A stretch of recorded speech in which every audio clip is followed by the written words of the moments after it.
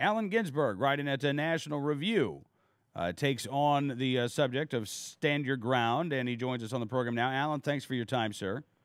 Thanks for having me, Cam. You bet. You say since the verdict in this trial, there have been a lot of journalists who have tried to blame Florida's laws, including stand your ground, for the outcome in this case. And I find it fascinating because the defense explicitly rejected using stand your ground as a defense in the Zimmerman trial. Right. Not only did they reject it, but the prosecutors actually said this isn't about stand your ground. The police chief came out and said stand your ground isn't playing a role.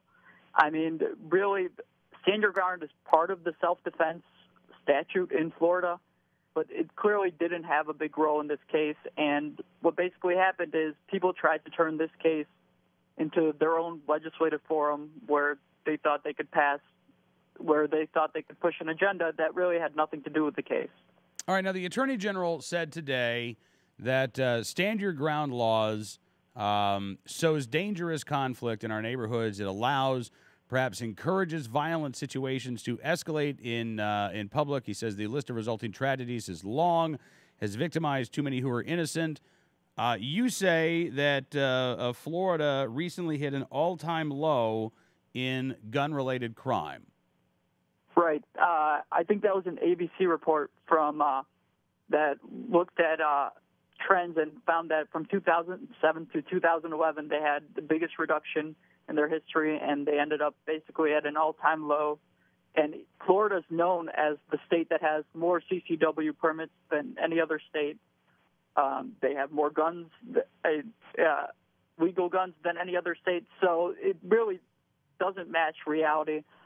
What basically happens is a lot of journalists make these claims, but they don't back them up with facts because it's what they believe. They believe that more guns is going to lead to more violence, but they don't have the numbers to back it up.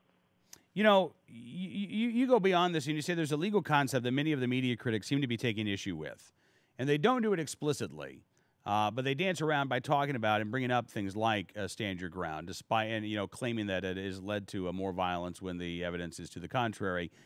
You say that the issue that these media types really seem to be taking an issue with is the requirement that the prosecution prove guilt beyond a reasonable doubt, or perhaps even the concept of innocent until proven guilty. Right. I mean, part of it, I think, is that a lot of the people writing about this case didn't actually watch the trial, don't actually know the facts, but mostly read some media snippets. But the reality is that a lot of their complaints would be similar in every other state and under any other law that allows for self-defense. And the fact is that the prosecution had a weak case because there was reasonable doubt, and Zimmerman's version of events really, they couldn't be disputed to the point where it could be proven that he committed murder and wasn't actually acting in self-defense.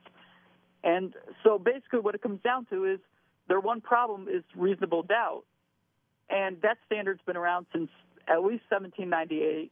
That standard has always been a central part of our justice system because we believe that as part of the philosophy that it's better to have reasonable doubt and make sure we get the right person than send an innocent person to jail. Talking with Alan Ginzburg. Alan, thank you again for coming on the program this afternoon. It was a great read at National Review, and really appreciate your time, sir. Really appreciate you having me on. Thanks, Cam. You bet. Alan Ginzburg joining us, writing at National Review Online.